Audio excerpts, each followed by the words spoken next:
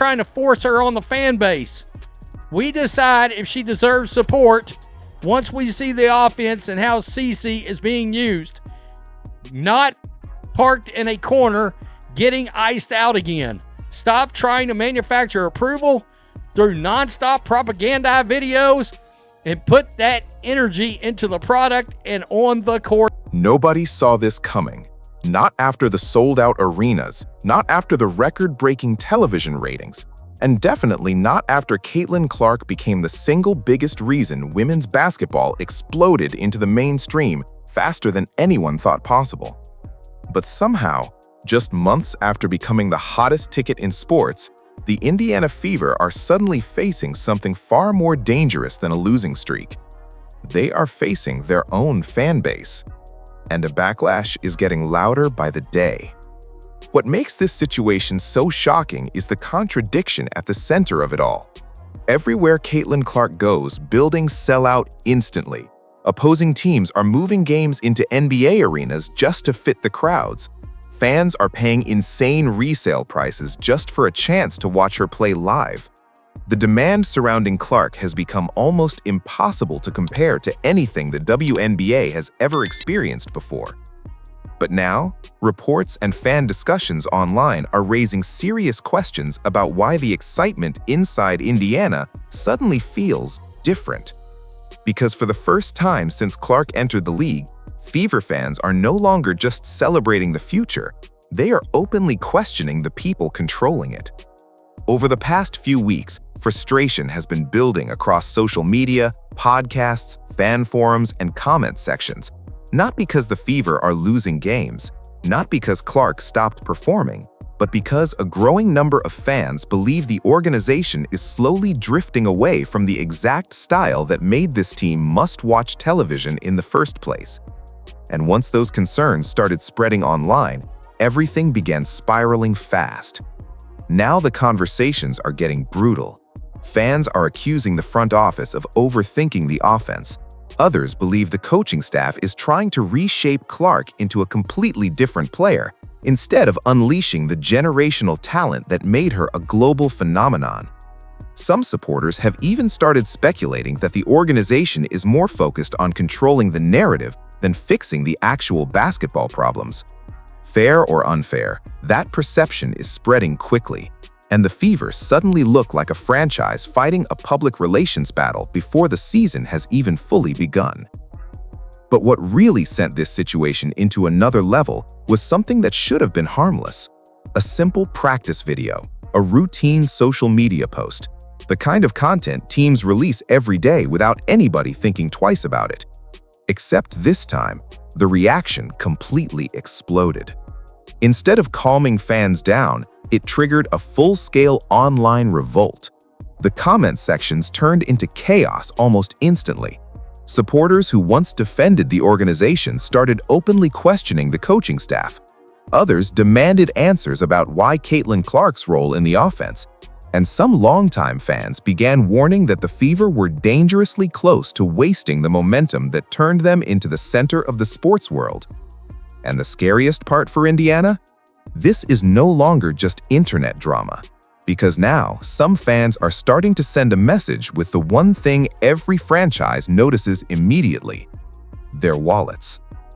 The moment that really ignited this entire firestorm was almost unbelievably small. No breaking scandal, no disastrous loss, no leaked report from inside the locker room. It was a social media video. A carefully edited, heavily polished practice clip featuring head coach Stephanie White wearing a microphone during training camp. Under normal circumstances, nobody would have paid much attention to it. Teams post these kinds of videos constantly. Coaches yelling encouragement, players laughing, music in the background, standard preseason content. But this time, fans immediately sensed something was off. The video was clearly designed to showcase energy and leadership. Stephanie White was animated, vocal, constantly clapping, encouraging players during drills, hyping up cuts and defensive switches. The Fever social media team pushed the clip hard across multiple platforms, and for a brief moment, it probably looked like exactly the kind of content modern sports franchises love producing. Positive, controlled, safe. Then the comments started pouring in. Instead of celebrating the coach, many fans instantly turned the conversation toward a completely different issue, the actual offense. They were not interested in motivational sound bites. They were not interested in edited practice footage. They wanted answers about why Caitlin Clark appeared to be spending long stretches off the ball during preseason action. And once that frustration entered the conversation, the entire comment section became a battlefield. Some fans accused the organization of trying to sell Stephanie White to the audience instead of simply letting the basketball speak for itself. Others argued that the Fever were focusing more on branding the coach than maximizing the most marketable player the league has ever seen. A few comments went even further, with frustrated supporters claiming the organization was attempting to manufacture approval before the season had even started. Now, to be fair, not everyone agreed with the backlash. Some fans defended White and argued that preseason systems always take time to develop. Others pointed out that short clips on social media do not reveal an entire offensive philosophy. But that did not stop the negative reactions from spreading across sports talk shows, YouTube channels, Reddit threads, and basketball Twitter at lightning speed. And honestly, the reason this struck such a nerve is because the concerns did not appear out of nowhere. Many Fever fans spent all last season watching Caitlin Clark completely transform games with the ball in her hands. They watched her break assist records. They watched her stretch defenses from nearly half court. They watched her push tempo in ways the WNBA had rarely seen before. To those fans, Clark's creativity is the offense. So the second they saw even hints of a slower, more controlled system, panic immediately started setting in online. That is why the practice video backfired so badly. What the organization likely intended as a simple culture-building post was interpreted by many viewers as proof that the Fever were ignoring the elephant in the room. Fans did not want speeches about energy and toughness. They wanted reassurance that the offense would still revolve around the chaos, speed, and freedom that made Caitlin Clark a phenomenon in the first place. And once people began framing the video as PR damage control, the situation spiraled beyond anything the Fever probably expected. Because suddenly, every new clip, every coach interview, every preseason possession started getting dissected frame by frame online. Fans were analyzing spacing, possessions, tempo, shot creation. Some even began comparing preseason footage to Iowa highlights, arguing that Clark looked less aggressive and less involved. Whether those concerns were completely fair or not almost stopped mattering. The perception had already taken hold. And in modern sports, perception spreads faster than reality. But while the organization was busy trying to calm down the online backlash, another problem was becoming impossible to ignore. Something that could not be explained away by social media algorithms or emotional fans and comment sections. The ticket numbers were starting to tell their own story. And this is where the situation stopped feeling like ordinary preseason drama. Because angry comments online are one thing, sports fans complain all the time, coaches get criticized every season. But when frustration starts affecting ticket sales, front offices pay attention immediately. That is when panic starts creeping into the building. And according to growing conversations around the Fever fan base, that may be exactly what is happening right now in Indiana. Last year, Caitlin Clark's arrival felt almost unreal. The demand was historic. Home games sold out at a speed the league had never experienced before. Secondary ticket prices exploded overnight. Fans traveled across the country just for a chance to watch Clark play in person. Every Fever game suddenly became an event instead of just another stop on the WNBA schedule. It did not matter whether Indiana was rebuilding or still learning how to win. People wanted to witness the phenomenon for themselves. But now, fans online are noticing something that would have sounded impossible just months ago. The Fever reportedly still had a surprising number of seats available close to opening night. That immediately triggered another wave of debate online because many supporters could not understand how the most talked-about player in basketball could suddenly struggle to create the same frenzy inside her own arena, especially when opposing teams are still experiencing sellout crowds the moment Clark comes to town. Think about how bizarre that contrast really is. When Indiana travels to other cities, arenas fill up almost instantly. Television ratings spike, merchandise sales surge, entire franchises are benefiting financially from the Caitlin Clark effect. Yet, back in Indiana, some fans are now openly questioning whether the excitement surrounding the Fever is starting to cool, not because of Clark herself, but because of growing frustration with the direction of the organization. And once people started connecting those dots, the narrative exploded. Some fans began speculating that supporters were intentionally holding back on buying tickets until they saw what the actual on-court product looked like. Others argued that the Fever had unintentionally damaged their own momentum by allowing doubts around the offense and coaching strategy to dominate the conversation for weeks before the season even tipped off. Again, it is important to separate confirmed facts from online speculation. There is no evidence of some organized boycott movement.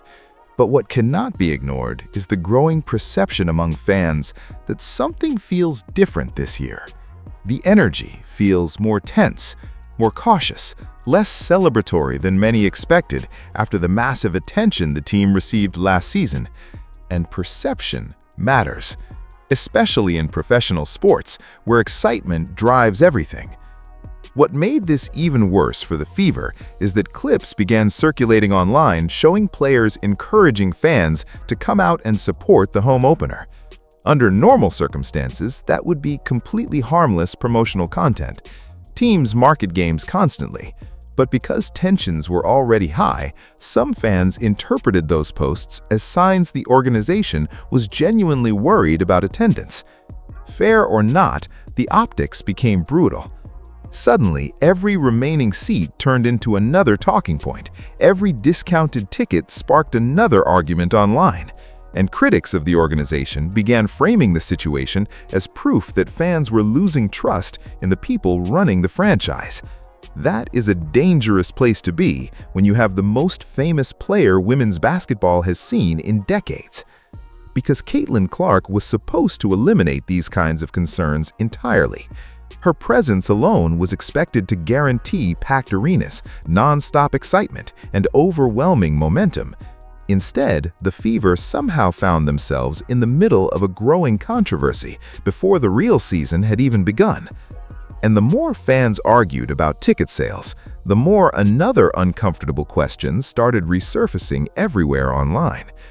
Did the Fever make the wrong decision when they chose the person leading this team? This is the part of the story where the frustration becomes far more personal. Because for a growing section of the fan base, this is no longer just about ticket sales or social media backlash. It is about a fear that the Indiana Fever are mishandling the single most important player the league has seen in years. And whether that fear is fair or exaggerated, one thing is undeniable. The coaching decision is now being dissected more intensely than almost any move in recent WNBA history. The biggest concern fans keep bringing up revolves around one simple question. Why would you take a player who became famous controlling the ball every possession and ask her to spend more time away from it? That is the debate consuming Fever discussions right now. Last season, Caitlin Clark completely changed the pace of games whenever she touched the floor. Defenses had to pick her up near half court. Transition opportunities became instant scoring chances. Her passing opened up the entire floor. Even when the Fever struggled, there was still a feeling that chaos could turn into a 10-point run at any second because Clark's style was so explosive and unpredictable. Now compare that to what some fans believe they are seeing during preseason action. A slower setup, more half-court structure, longer possessions, Clark moving off-ball more frequently, and immediately alarm bells started going off online. Critics began accusing the coaching staff of trying to force Clark into a system instead of building the system around her. Some fans even started comparing it to taking the engine out of a race car and then wondering why it no longer feels dangerous. To be clear, there are also plenty of people defending Stephanie White's approach. Supporters argue that championship teams need structure, balance, and multiple creators. They believe Indiana cannot rely entirely on fast breaks and transition offense over a full season. Others point out that preseason experimentation is completely normal and that elite coaches adjust throughout the year. But that explanation has not calmed the panic, because fans are not reacting emotionally to random preseason possessions. They're reacting to what they watched Caitlin Clark become over the last several years. This is a player who built an entire generation of fans by playing fearless basketball, deep threes, instant tempo, impossible passes, controlled chaos. That style is not just effective, it's the reason millions of people started watching in the first place. And many supporters are terrified that Indiana is trying to sand down those edges in the name of system basketball. That fear intensified after clips began circulating online showing Clark standing in the corner during certain possessions, while teammates initiated offense elsewhere. Even though those moments may have been isolated or taken out of context, they spread across social media instantly. And once fans attached those clips to the larger narrative already forming around the team, the criticism exploded into something much bigger. Suddenly, every offensive possession became evidence. If Clark gave up the ball early, people complained. If the pace slowed down, people complained. If possessions ended without her touching the ball again, comment sections erupted immediately.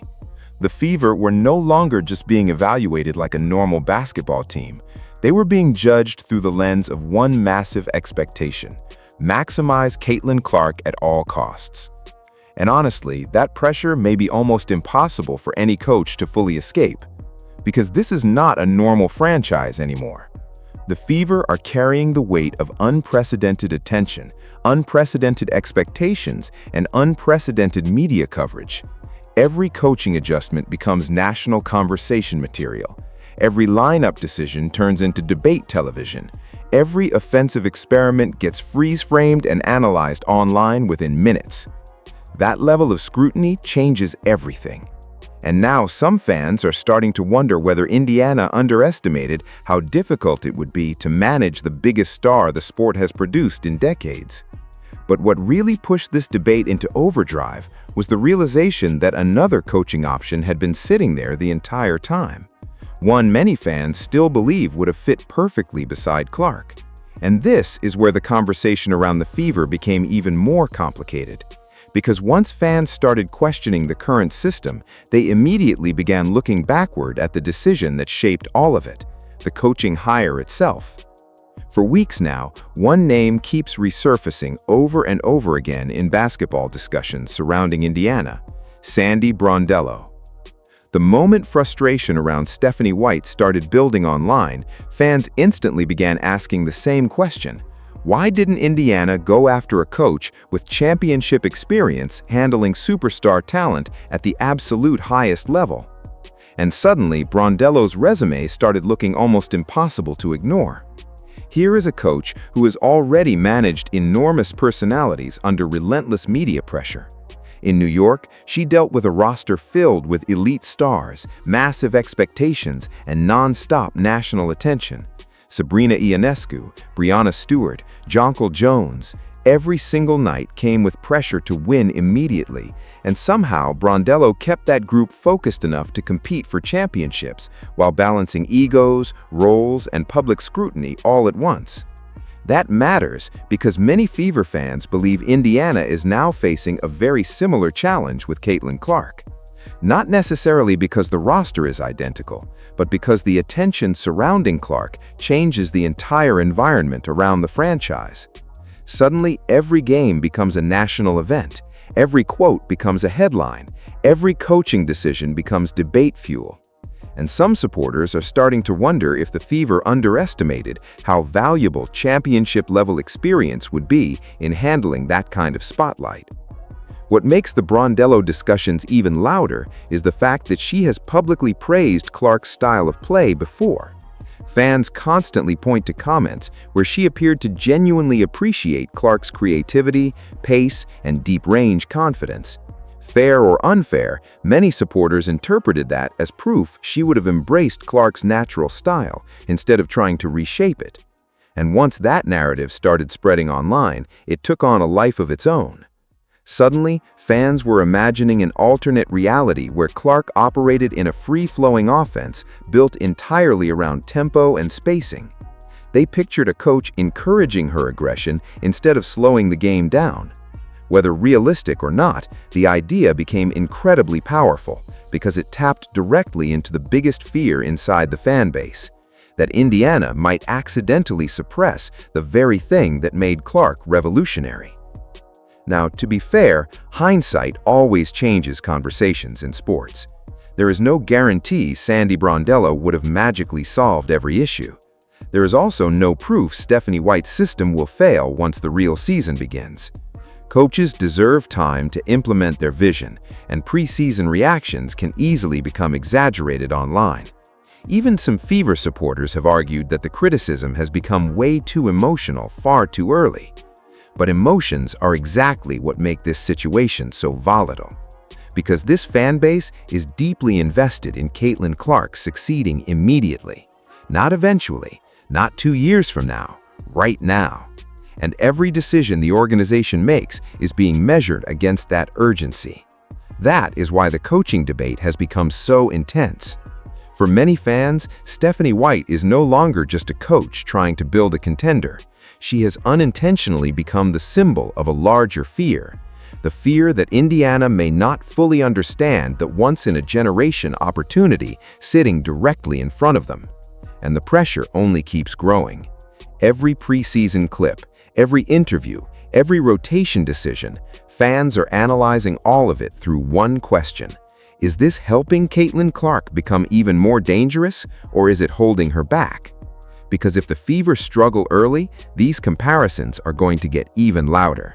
And once a fan base believes the wrong leader was chosen, it becomes incredibly difficult to reverse that perception. But the most dangerous part for Indiana might not be the coaching criticism itself. It is the growing feeling among fans that the organization is slowly losing touch with the people who built this movement around the team in the first place. At this point, the problem in Indiana feels bigger than basketball. Because when you step back and look at everything happening around the Fever right now, one pattern keeps appearing over and over again. Fans no longer feel like the organization is listening to them. And once that kind of disconnect starts growing between a franchise and its supporters, things can unravel much faster than anyone expects. What makes this situation so unusual is how emotionally invested the fan base has become in Caitlin Clark specifically. This is not a normal rookie relationship between a city and a player. Clark brought millions of new eyes into the sport. She created a wave of excitement that transformed the Fever into a rebuilding team into the center of the basketball universe almost overnight. Fans were not just buying tickets, they were buying into an identity. Fast-paced basketball, fearless shooting, swagger, energy, chaos, hope. And now some supporters feel like the organization is slowly drifting away from everything that created that connection in the first place. That frustration has started showing up everywhere, in comment sections, in podcasts, in sports radio discussions, even among longtime Fever supporters who normally avoid criticizing the franchise publicly. Some fans believe the front office has become overly focused on image management instead of simply letting the team play freely. Others feel the organization has failed to fully understand why Clark connected with people on such a massive level to begin with. To many viewers, it was never just about winning games, it was about style. People wanted to watch something exciting, unpredictable, aggressive. They wanted the feeling that every possession could become a highlight. And the second fans sensed the Fever might be moving toward a more controlled, slower identity, the emotional tension started building almost immediately. But the frustration goes beyond offensive philosophy. Another issue that continues fueling anger online involves how physical opponents have played against Clark since entering the league. Throughout last season, debates constantly erupted over hard fouls, aggressive defensive treatment, and whether referees were doing enough to protect the league's biggest star. Fair or unfair, many fans came away believing Clark was being targeted physically, while the Fever organization remained too passive publicly. That perception still lingers. So, when supporters already frustrated with the offense see the team struggling to control narratives around coaching, player usage, and physical play all at once, it creates the feeling of an organization constantly reacting instead of leading. And once fans lose confidence in leadership, every small issue starts feeling much bigger than it actually is. Even roster decisions are now being viewed through that lens. Cuts that would normally pass quietly during preseason are suddenly becoming talking points online. Fans are debating chemistry, rotations, bench depth, shooting, defense. Everything feels amplified because trust in the front office appears shakier than it did just a few months ago. And that might be the most dangerous part of all. When fans trust leadership, they're patient. They accept growing pains. They believe mistakes will eventually get corrected. But when that trust starts disappearing, every loss feels like proof. Every awkward possession becomes confirmation. Every interview gets interpreted through skepticism. That is where the Fever suddenly find themselves now. There's also another uncomfortable reality the organization may be struggling to navigate. Caitlin Clark's popularity created a completely different kind of audience around the team. Some are longtime WNBA fans, others followed Clark from Iowa, others are entirely new to basketball. That means the Fever are no longer operating under normal expectations. They're managing one of the most emotionally charged fan bases in modern sports, and every decision instantly gets magnified across national media and social platforms. And the pressure attached to that spotlight is enormous. Because this was supposed to be the beginning of a dynasty story, the league's next superstar, a young roster growing together, packed arenas, massive momentum. Instead, the conversation around Indiana has become strangely tense before the season has even fully settled in. Now fans aren't just waiting for wins anymore, they're waiting for reassurance. They want proof the organization actually understands what it has in Caitlin Clark. They want proof the coaching staff can maximize her strengths instead of restricting them. And most importantly, they want proof that the Fever still know why people fell in love with this team in the first place.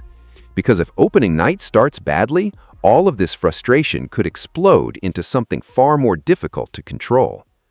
Opening night was supposed to feel like a celebration. A packed arena, loud introductions, national cameras everywhere.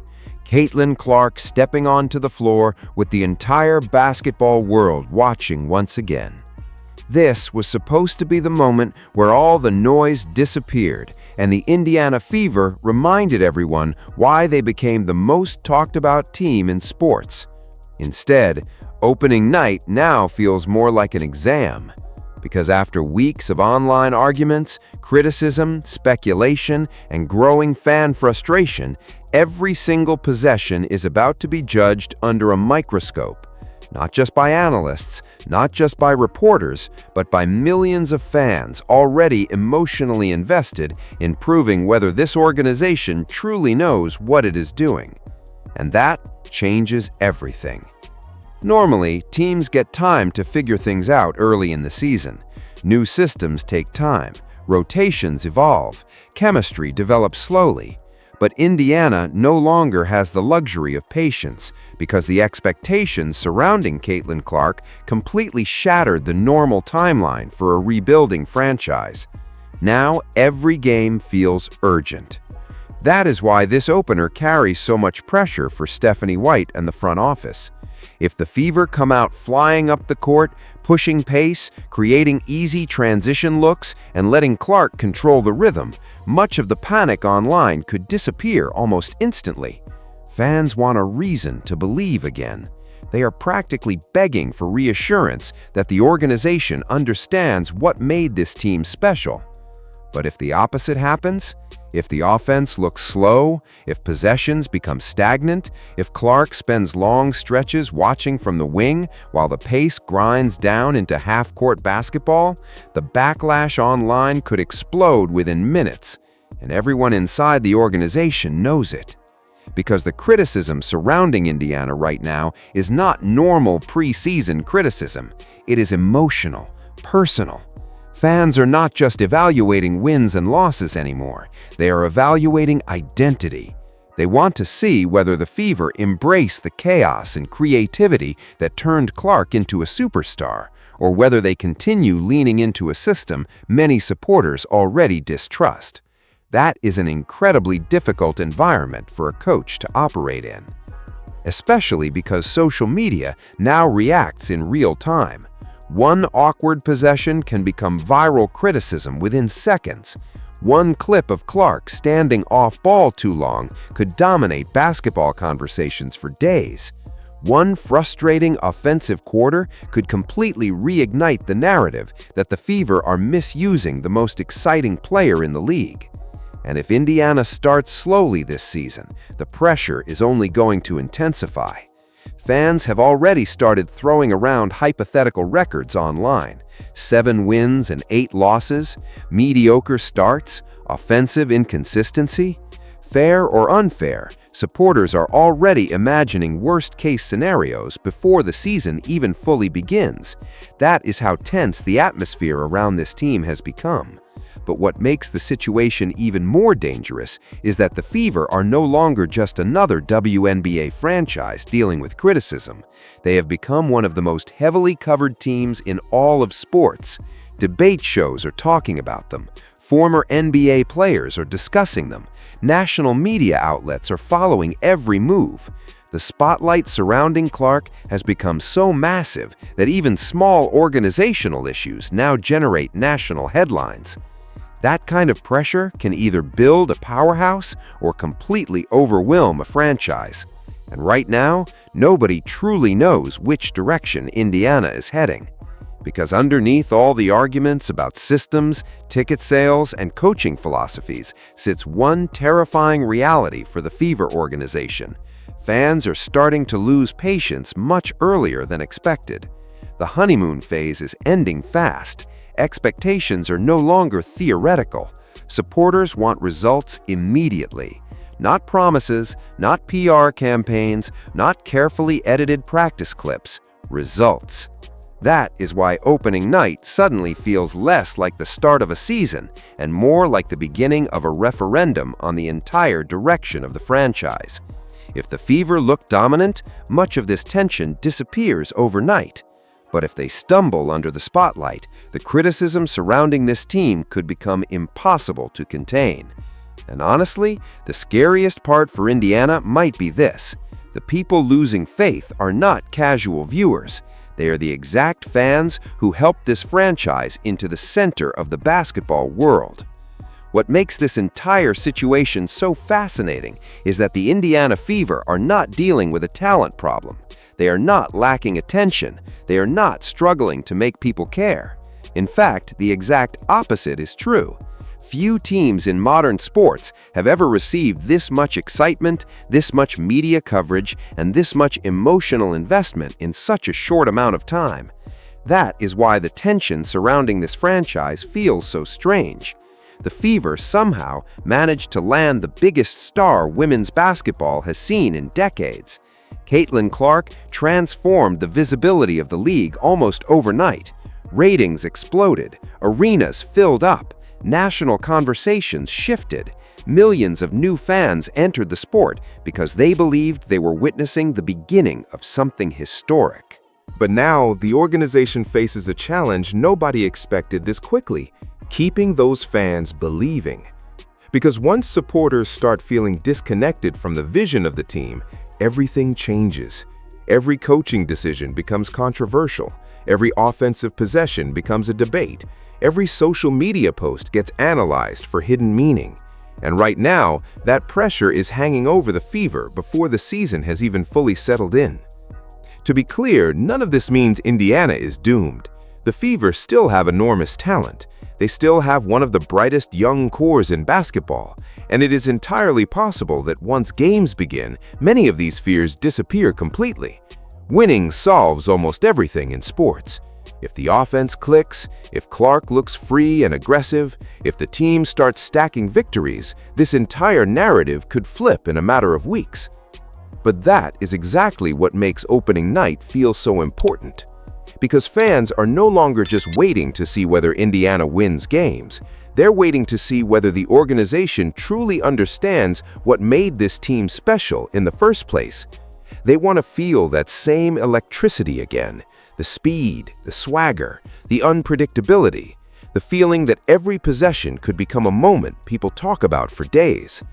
And if the Fever failed to deliver that feeling, the frustration surrounding this franchise may only continue growing louder. That is the real danger here. Not criticism from sports media, not angry comments online, not even the coaching pressure. The real danger is losing the emotional connection that turned casual viewers into obsessed fans over the last year. Because once belief starts fading, rebuilding trust becomes much harder than rebuilding a roster. And right now, Indiana feels like a franchise standing directly at that crossroads. On one side is the possibility of becoming the next great basketball powerhouse built around the most influential player of her generation. On the other side is the risk of overcomplicating something that fans believe was already working. Now the pressure shifts to the court. No more preseason theories, no more practice clips, no more carefully managed messaging campaigns. The games are finally here, and the Fever are about to find out whether their fan base still believes in the direction of this team, or whether this growing revolt is only getting started. Because if the excitement around Caitlin Clark ever truly cools down in Indiana of all places, fans will not blame the superstar. They will blame the people trusted to build around her.